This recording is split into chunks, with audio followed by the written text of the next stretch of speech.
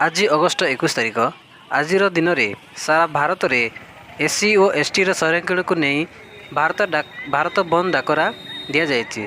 सही परिप्रेक्षी में आज आम बलांगीर सहर में मध्य बलांगीर जिलार विभिन्न स्थानर एससी और एसटी जनसमारोह बलांगीर एकत्रित हो भारत बंद को साफल्य करिसेंती ताहा आम देखा पाउछु।